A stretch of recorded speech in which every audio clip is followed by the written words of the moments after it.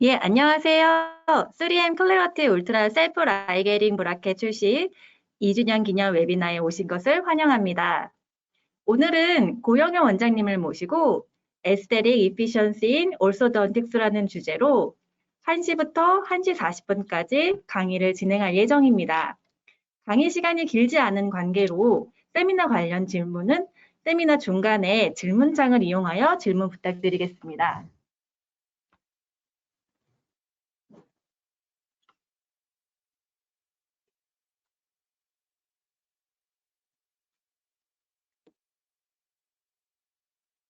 웨비나에 등록하신 분들께 드리는 참여 이벤트가 있습니다. 세미나 종료 후 설문조사를 해주시면 3M 리게처 카드를 드립니다. 또한 3M 제품 설명회 신청과 프로모션 안내에 동의를 해주시면 서비스를 받으실 수 있습니다. 본 세미나 영상 및 강의 자료의 저작권은 3M 및 연자에게 있습니다.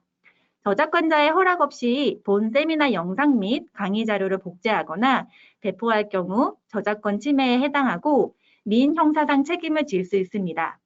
자, 이제부터 고영일 원장님의 강의를 시작하도록 하겠습니다.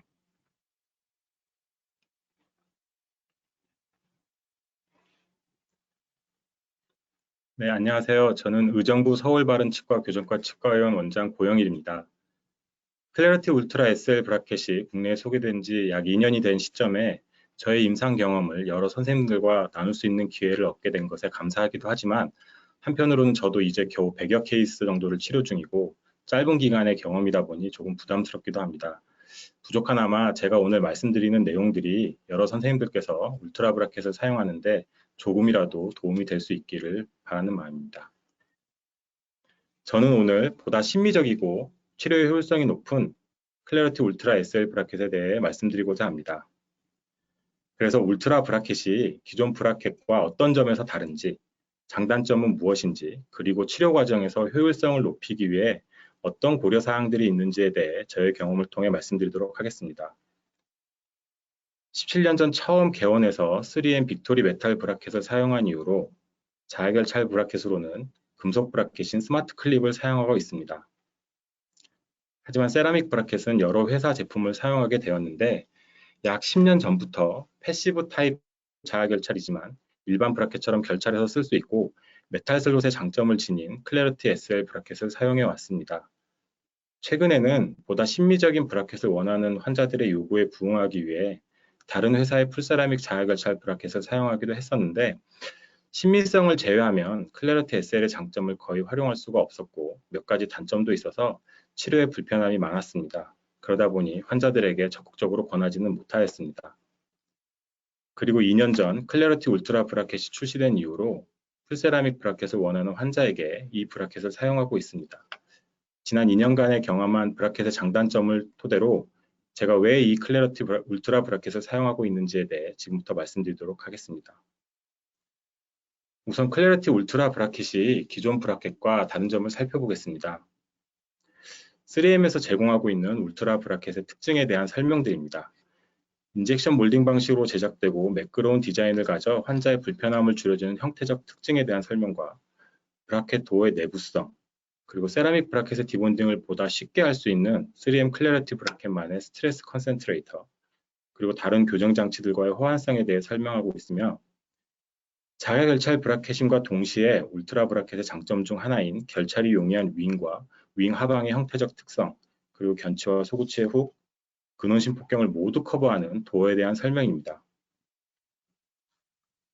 브라켓의 구조는 보시는 것처럼 브라켓 바디와 도어 파트로 구성되어 있으며 도어를 제거하고 보면 4개의 윙이 있는 트윈 브라켓의 형태임을 알 수 있습니다. 측면에서 보면 윙 하방의 형태는 결찰이 용이하도록 라운드 타입의 언더컷이 형성되어 있고 도어는 브라켓 슬롯의 근원심폭을 모두 커버합니다. 이 도어는 좀 더 복잡한 형태로 브라켓 바디와 연결되어 있는데요. 도브테일 형태의 슬라이딩 파트가 비교적 유격이 작게 제작되어 있고 이 도어를 여닫을 때 고정부 역할을 하는 나이티놀 핀이 삽입되어 있습니다. 하지만 이런 메탈 파트가 다른 제품들과 달리 비쳐 보이지 않아 보다 심미적입니다. 브라켓의 베이스를 살펴보면 클래리티 브라켓 이후로 클래리티 SL, 클래리티 어드밴스드, 그리고 클래리티 울트라 SL 브라켓 모두 베이스에 글래스 그릿이 도포되어 기계적 결합 강도를 높이는 방식을 사용하고 있습니다. 실제로 메탈 브라켓이나 다른 세라믹 브라켓보다 전단 결합 강도가 높게 나오는 연구 결과들을 볼 수 있습니다. 하지만 세라믹 브라켓의 디본딩 시에 브라켓이 파절되어 다이아몬드 버로 잔여 브라켓을 제거해야 하는 문제들을 다들 경험해 보셨을 텐데요. 이런 문제를 해결하기 위해 베이스 중앙에 스트레스 컨센트레이트를 형성하여 전용 도구로 디본딩 시 브라켓의 파손 없이 깔끔하게 디본딩할 수 있도록 하고 있습니다. 사진 우측에 보시면 다른 회사 제품들의 베이스 디자인이 보이고 있습니다. 세 가지 제품은 아마 많은 선생님들이 사용하고 있는 제품일 텐데요. 확연히 클래리티 브라켓의 베이스가 다른 것을 볼 수 있습니다. 잠시 울트라 브라켓의 디본딩 관련 영상을 보겠습니다. 영상에서 보시는 것처럼 디본딩 전에 와이어를 먼저 모두 제거하고 그 이후에 전용 기구를 이용하게 되는데요. 전용 기구를 이용하면 스트레스 컨센트레이터 덕분에 보다 쉽게 디본딩을 할 수 있습니다.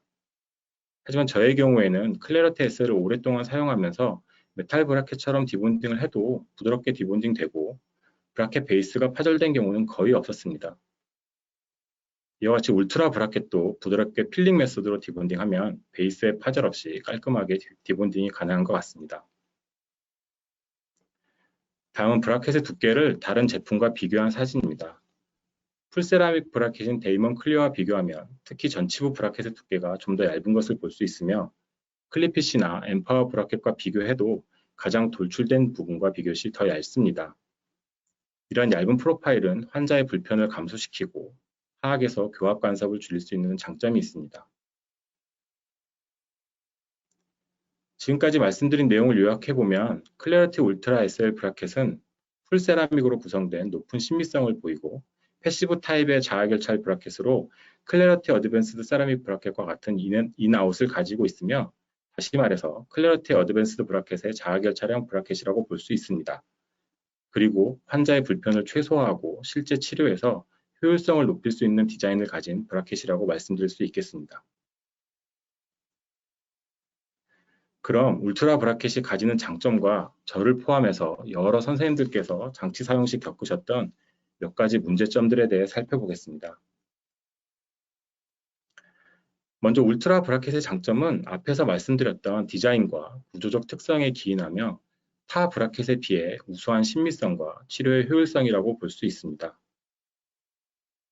지금까지 제가 사용해온 풀세라믹 브라켓들의 사진입니다.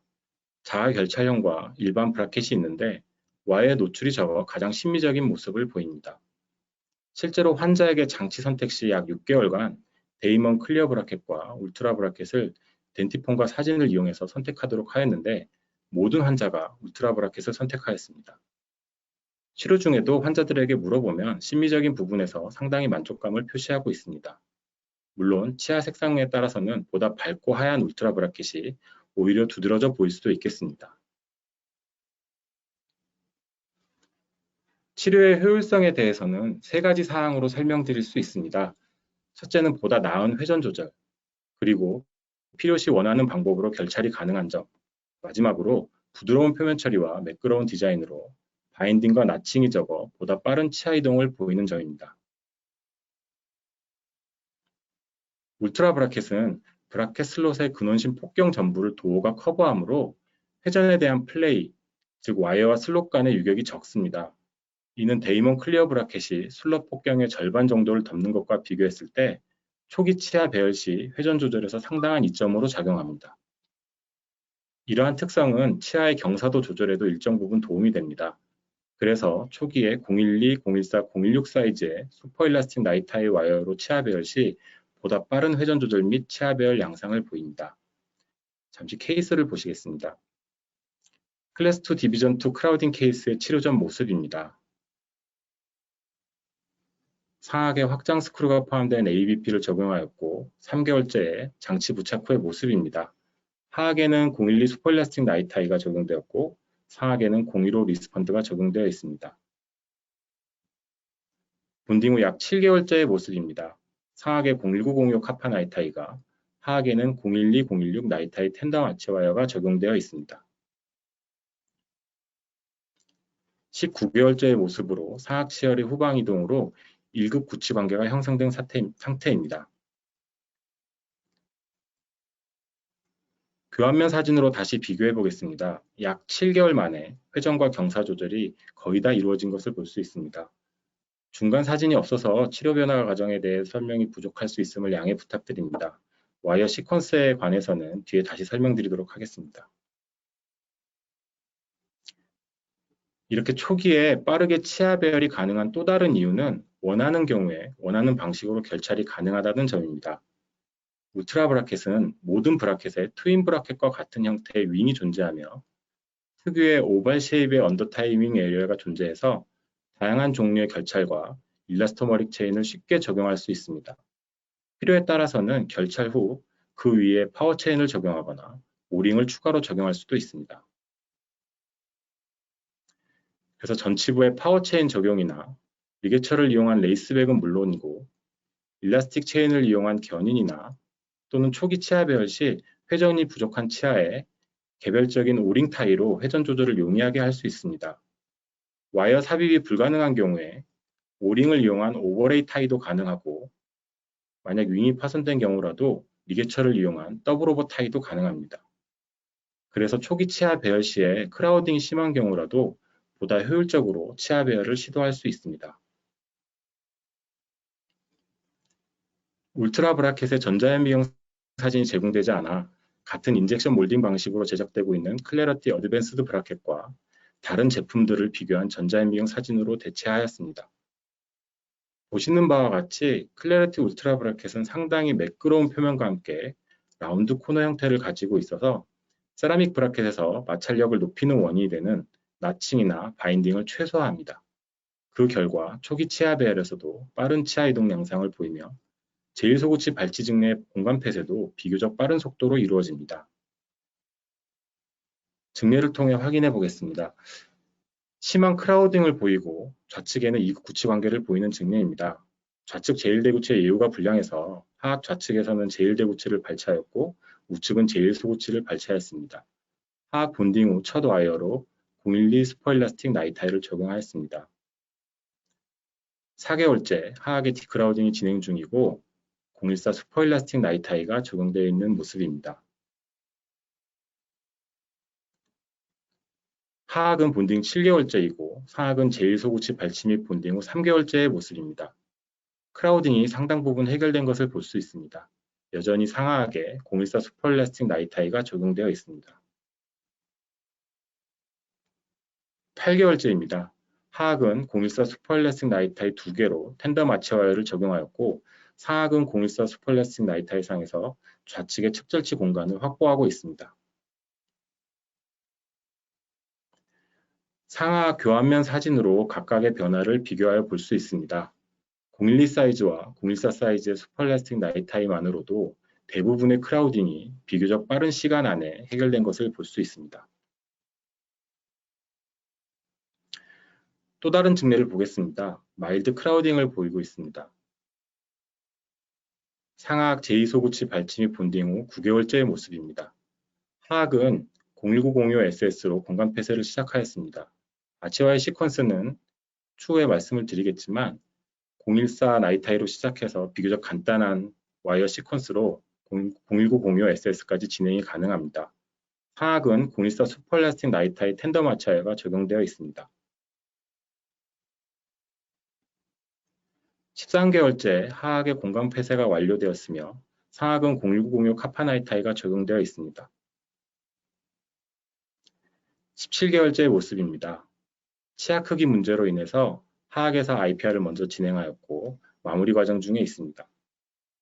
이렇게 다수의 증례에서 특별히 서두르지 않아도 비교적 빠른 치아 이동과 공간 폐쇄 속도를 보이는데요. 울트라 브라켓을 사용해 보신 선생님들도 이러한 경험을 하셨을 것으로 압니다.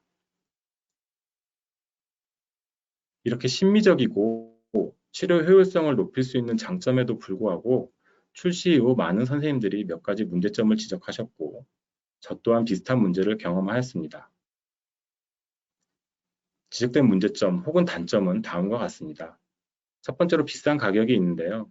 이런 비싼 가격은 제가 해결책을 제시할 수 있는 문제는 아니지만 꽤 오랫동안 가장 비쌌던 클래리티 S를 사용해본 경험에 의하면 아무리 좋은 장치라도 시장에서는 비용 측면을 무시할 수 없다는 점을 회사에서도 고려해 주시면 좋겠습니다. 두 번째로 브라켓의 슬롯이 수직적으로 중앙에 위치하지 않아 본딩 시 상악은 더 깊게, 하악은 얕게 붙일 가능성이 있다는 점입니다. 세 번째는 장치 부착 직후에 도어가 닫히지 않는 문제입니다. 이런 경험을 하신 분들이 꽤 계신 것으로 알고 있습니다. 네 번째는 01905 사이즈의 나이타이나 SS에 적용이 쉽지 않다는 문제입니다.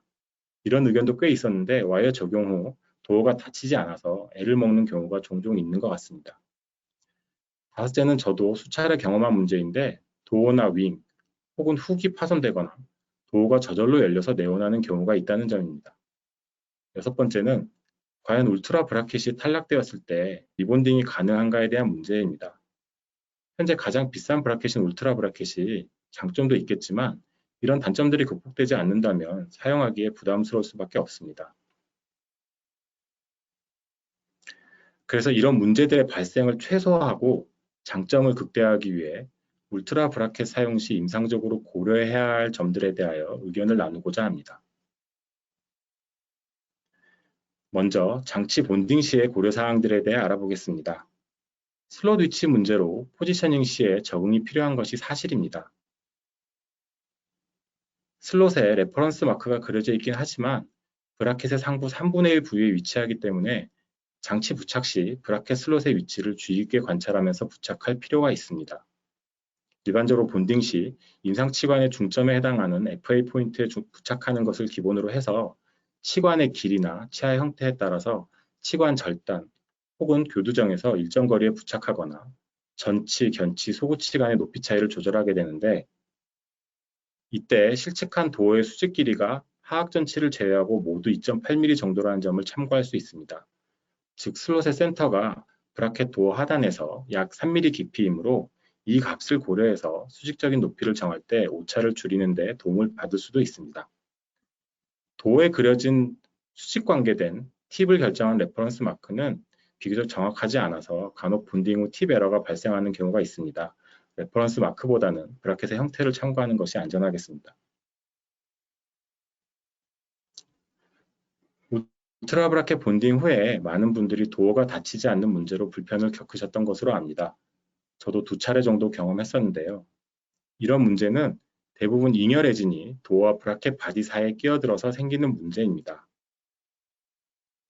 그 이유는 도어의 구조 때문으로 볼 수 있습니다. 타 제품과 달리 도어의 연결 부위가 베이스와 매우 가까워 잉여 레진이 제대로 제거되지 않아 연결부에 레진이 걸리거나 끼어드는 상황이 발생하면 도어를 닫을 수 없게 됩니다. 억지로 도어를 닫는 경우에는 다음 내원 시 도어가 파손되어 내원할 수 있습니다. 따라서 본딩 시에 도어 하방의 잉여 레진 제거에 주의를 기울여야 하고 저 같은 경우에는 직원들을 잘 교육해서 레진 도포 시 양 조절에 보다 주의하도록 하고 있습니다. 하지만 이런 불편과 불필요한 시간 소모를 줄이기 위해 본딩 레진이 미리 도포되어 있는 APC 플래시 프리 브라켓의 사용도 고려할 만한 것 같습니다.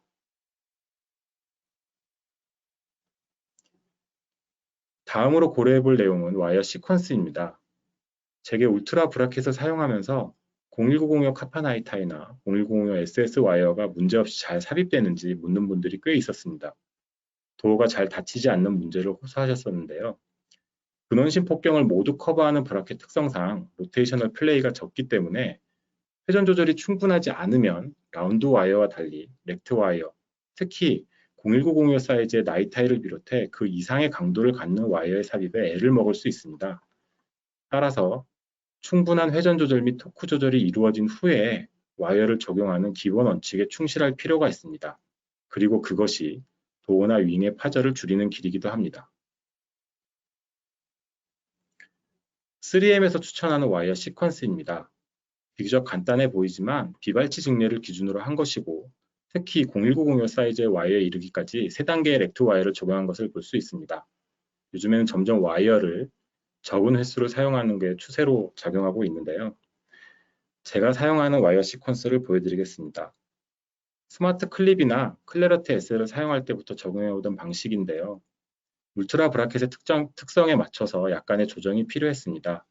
첫 번째 와이어로는 014 슈퍼일라스틱 나이 타이를 적용하며 이 와이어를 이용해서 일정 부분 배열이 이루어지면 같은 사이즈의 014 슈퍼일라스틱 나이 타이 한 개를 더 삽입해서 텐덤 아치 와이어로 적용합니다. 이 단계에서 대부분의 회전과 토크 조절이 이루어져 바로 다음 단계로 01905 카파나이트의 적용이 가능해집니다. 이후에 발치 공간 폐쇄 혹은 치열 후방 이동 등을 위해서 스테인리스 스틸을 적용하고 마무리 과정에서 토크 밴드나 스텝 밴드의 적용이 필요한 경우에 TMA를 활용할 수 있습니다. 물론 필요하지 않으면 스테인리스 스틸 상에서 마무리를 할 수도 있고 비발치 증례라면 스테인리스 스틸 와이어를 건너뛰고 TMA를 사용하여 마무리를 할 수도 있습니다. 크라우딩이 심한 증례에서는 012 슈퍼일라스틱 나이를 우선 적용하기도 합니다. 이 경우에는 014 나이 타이를 건너뛰고 바로 다음 단계로 016 슈퍼일라스틱 나이 타이를 적용하고 이 두 와이어를 텐덤 와이어로 사용합니다. 나머지 과정은 같습니다.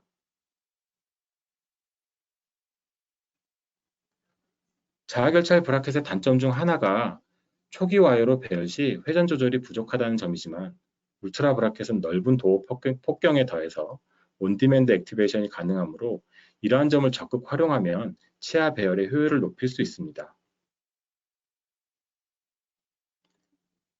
텐덤 아치 와이어는 원래 두 개의 슬롯에 각기 다른 와이어를 적용하는 방법으로 꽤 오랜 역사를 가지고 있으며 설치 교정 치료에서도 선보인 바 있는 방법입니다. 자가결찰 브라켓에는 오투투 슬롯에서 014 사이즈와 016 사이즈의 슈퍼일라스틱 나이 타이를 적용하며 두 개의 와이어가 슬롯 단면에 사선으로 삽입되므로 플레이를 줄이는 효과가 발휘됩니다. 그 결과 보다 부드러운 힘을 발휘하는 와이어임에도 불구하고 회전 조절과 토크 조절이 용이하며 얼라이먼트와 레벨링 과정을 보다 단순화할 수 있는 방법으로 닥터 손디 강연에서 처음 접한 이후로 계속 사용해 오고 있습니다. 하지만 울트라 브라켓에서는 도어의 유격이 적은 편인 관계로 014, 016 사이즈는 추천하지 않으며 014, 014 혹은 012, 016 사이즈로 적용하고 있습니다.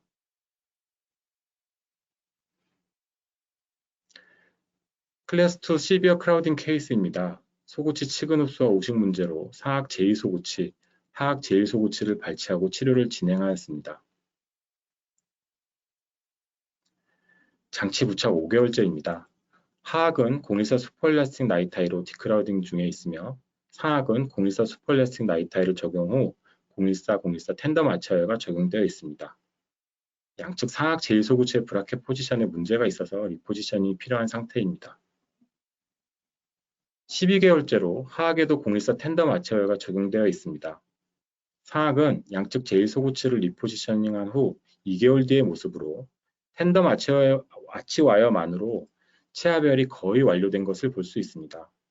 이후 상악에 01905 카파나이타이와 스테인리스 스틸을 단계적으로 적용하였으며 4개월 후 상악 모두 01905 SS가 적용된 상태에서 장치 탈락으로 내원하였는데 잘 보시면 31번 장치가 완전히 파손되었습니다. 환자가 음식을 잘못 씹었다고 표현했는데 어쩔 수 없이 새 브라켓을 붙이고 약간의 밀집 변화를 보여서 다시 텐덤 아치 와이어를 적용하였습니다. 다음은 클래스 3 크라우딩 앤 프로트루전 케이스입니다.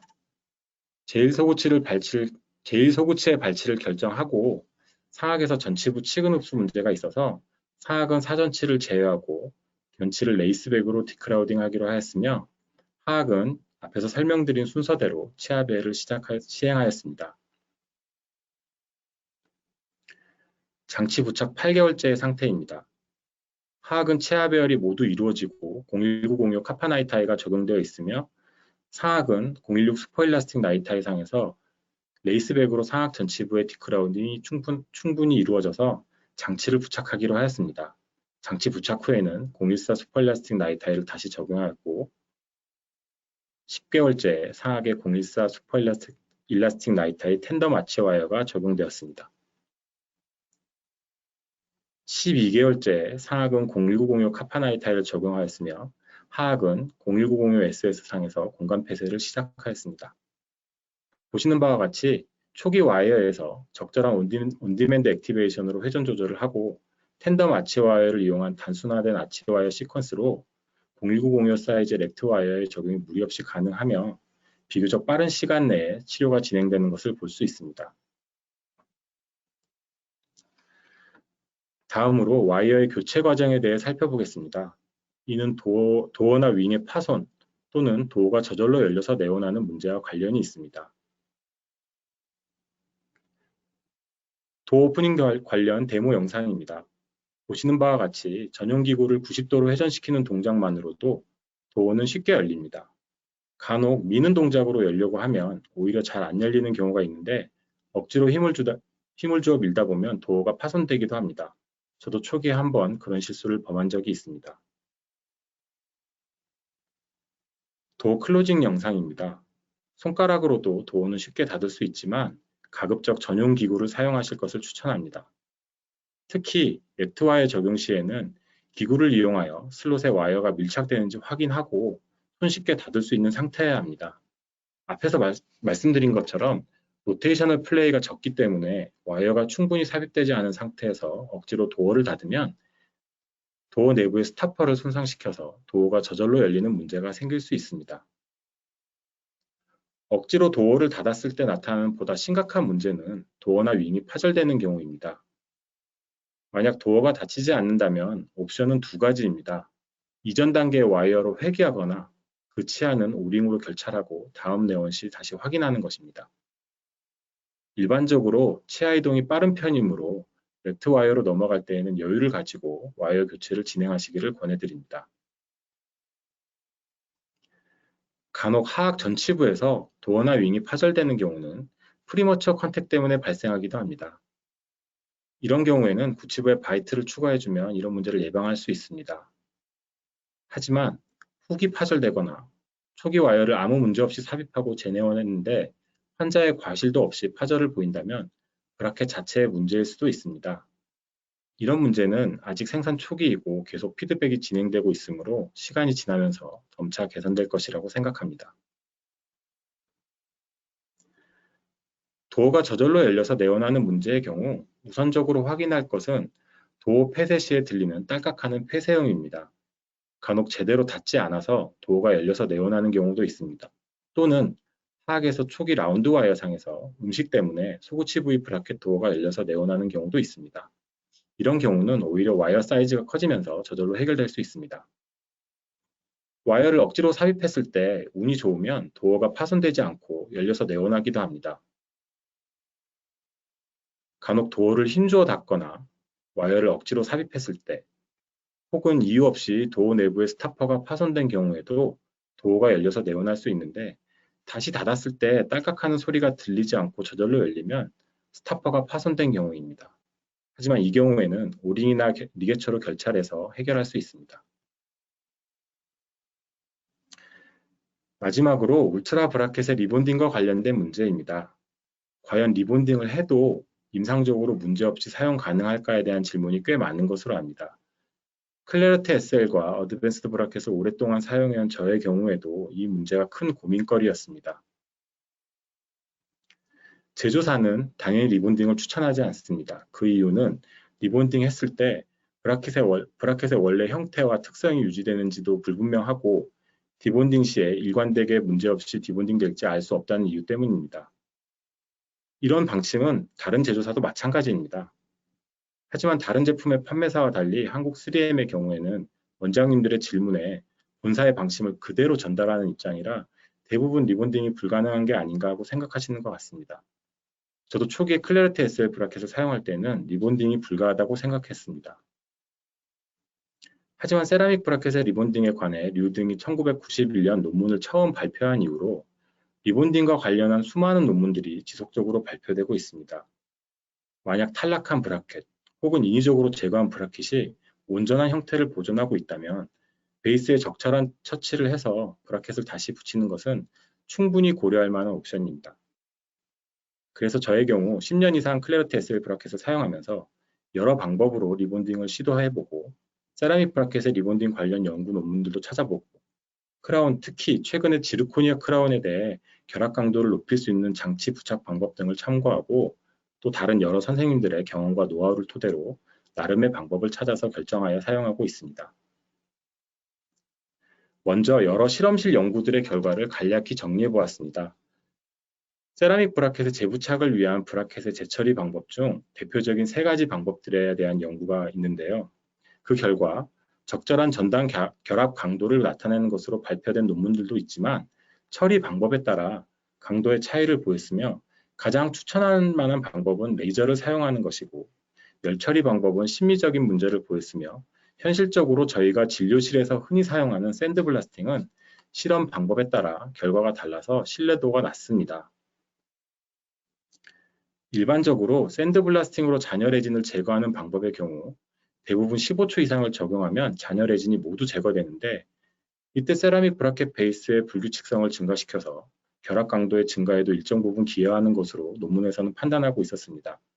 하지만 클래러티 제품군의 경우 글래스 그릿이 모두 제거되어서 오히려 결합 강도가 떨어지는 것으로 나타났습니다. 게다가 진료실에서 15초 이상 샌드블라스팅을 하는 것은 무리가 따릅니다. 포세린 프라이머에 주로 사용되는 실레인을 샌드블라스팅 후 적용하는 방법은 연구에 따라 서로 상반된 결과를 보였습니다. 실리콘 다이옥사이드, 즉 실리카와 높은 결합력을 보이는 실레인은 브라켓 베이스의 성분에 따라 다른 결합력을 보이는 것으로 보입니다. 샌드블라스팅 시에 실리카를 코팅하는 방법을 사용한 후에 실레인을 도포한 경우에는 거의 새 브라켓의 전단 결합 강도에 가까운 결과를 보이는 논문들이 있었습니다. 지르코니아 표면에 브라켓 본딩 시 전처리 방법의 차이에 대한 연구에서 실리카 코팅 이후 MDP 프라이머로 처리하는 경우에 실레인을 도포하는 경우보다 근소한 차이이긴 하지만 전단 결합 강도가 더 높게 나온 논문도 있었습니다. MDP, 즉 10메타크릴로이록시 대실 디하이드로진 포스페이트는 지르코니아 세라믹이나 알루미나 같은 메탈릭 옥사이드에 잘 결합하는 펑셔널 모노머입니다. 이와 같은 연구 결과들을 고려하여 클래리티 SL 사용 시절부터 시행착오를 거쳐 브라켓의 리본딩을 위해 현재 제가 사용하는 방법은 다음과 같습니다. 먼저 탈락한 브라켓 혹은 재부착을 위해 디본딩한 브라켓의 형태가 원형을 그대로 보존하고 있어야 하며 브라켓의 재처리 과정에서도 베이스의 글래스 그릿을 최대한 보존하는 것이 중요합니다. 잔여 레진은 로우 스피드 라운드버를 이용하여 제거하되 글래스 그릿이 제거되는 것을 최소화하기 위해 완전히 제거하려고 하지는 않습니다. 그릿사이의 레진은 제거할 수 없기 때문입니다. 에어를 불어서 표면을 청소한 후 실리카가 포함된 30마이크로미터의 알루미늄 옥사이드, 즉 코제샌드를 사용해서 약 2초 정도 샌드블라스팅합니다. 3웨이 시린지를 사용해서 세척하고 건조한 후에 실레인이 포함된 프라이머, MDP가 포함된 프라이머 혹은 둘 다 포함된 프라이머 중 한 가지를 도포합니다. 이 프라이머에는 휘발 성분이 있기 때문에 휘발 성분을 제거하기 위해 에어로 약 5에서 10초 정도 건조시키는 과정이 필요합니다. 건조 후에 유니버설 본딩 레진 혹은 트랜스본드 XT의 어드시브 프라이머를 도포합니다. 이는 새 브라켓이 아니라 재처리를 한 브라켓 베이스이고 표면의 균일성을 확인할 수 없기 때문에 다양한 보철물에 브라켓이나 튜브를 붙일 때 보철물 표면을 전처리하는 과정과 같다고 간주하기 때문입니다. 실험실 연구 과정에서는 실레인이나 MDP 프라이머 도포 후 바로 브라켓 본딩 레진을 바르고 브라켓을 접착하여 실험을 진행하였습니다. 하지만 제 경우에는 클래러티 SL을 사용하면서 프라이머 도포 후 바로 트랜스본드 XT를 바르고 리본딩 했을 때 몇 차례 재탈락의 경험이 있어서 추가적으로 웨팅을 위한 과정을 진행합니다.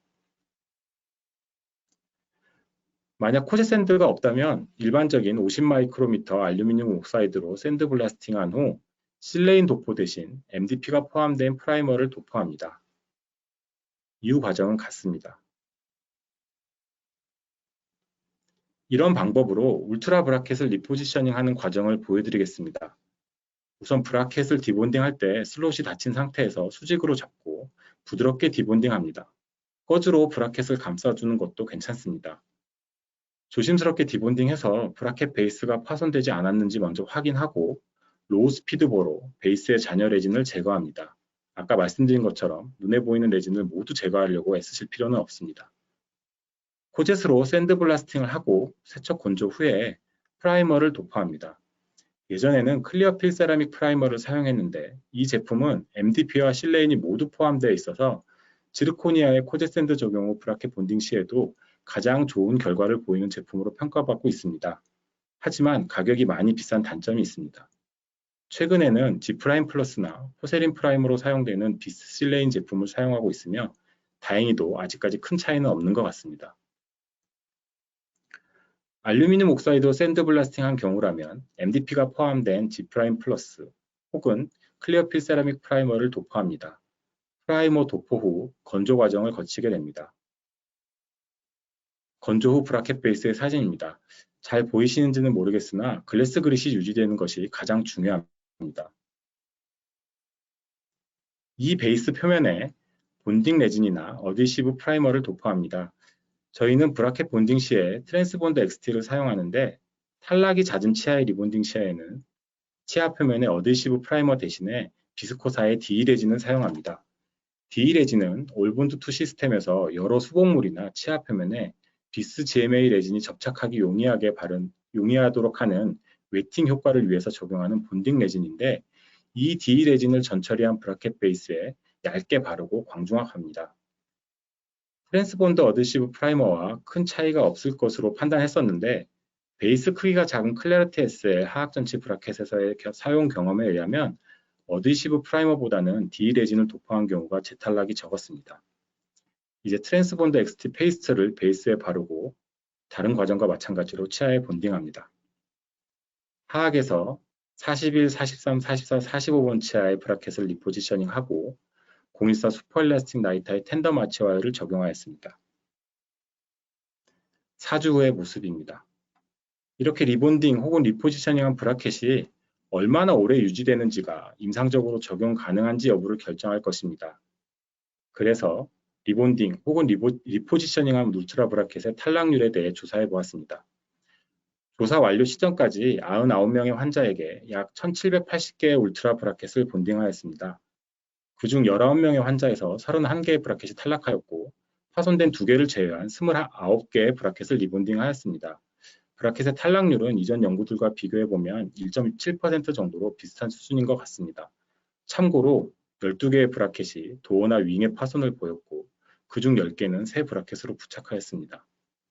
12개의 브라켓은 리포지셔닝을 위해 다시 붙였습니다.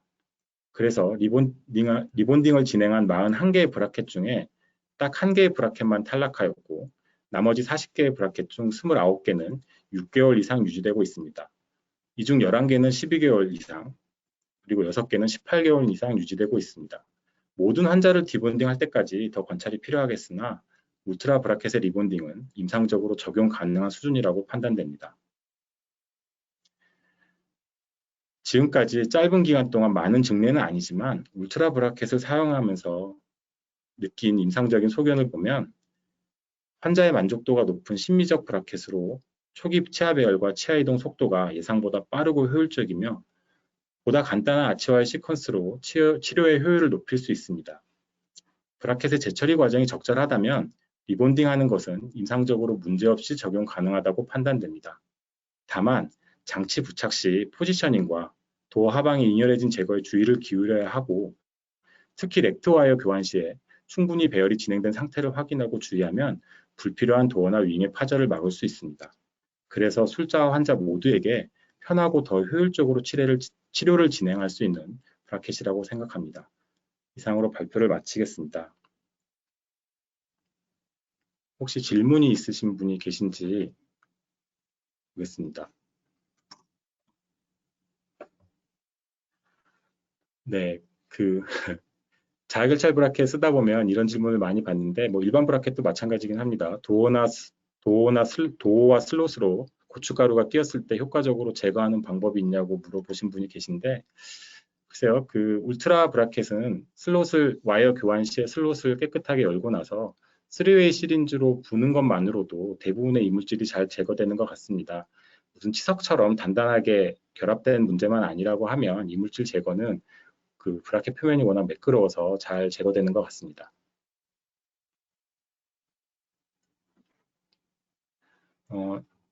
말씀하신 시간이 다 되신 것 같아서 다른 질문들은 제가 따로 이메일로 받아서 답변을 드리도록 하겠습니다. 지금까지 경청해 주셔서 감사합니다.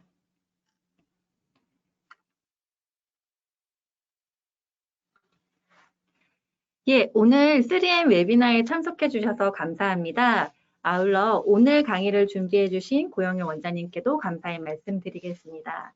고영희 원장님 강의에 이어 9월 9일 목요일에 강종원 원장님의 강의에도 많은 참석 부탁드리겠습니다. 웨비나 종료 후 창을 바로 닫지 마시고 나가기 버튼을 꼭 눌러주신 후 설문조사를 부탁드리겠습니다. 설문조사에 참여하신 분께는 3M 리게처 카드를 드립니다. 3M OCC 홈페이지에서는 임상 및 3M 제품 관련 궁금한 부분에 대해서 각 분야 전문가들이 질문에 대답을 하는 전문가 일문인답 게시판을 운영하고 있습니다. 아직 회원이 아니시라면 홈페이지에 회원 가입하시고 많은 혜택을 받으시기 바랍니다. 예, 이상으로 오늘 웨비나를 마치겠습니다. 좋은 하루 되세요. 감사합니다.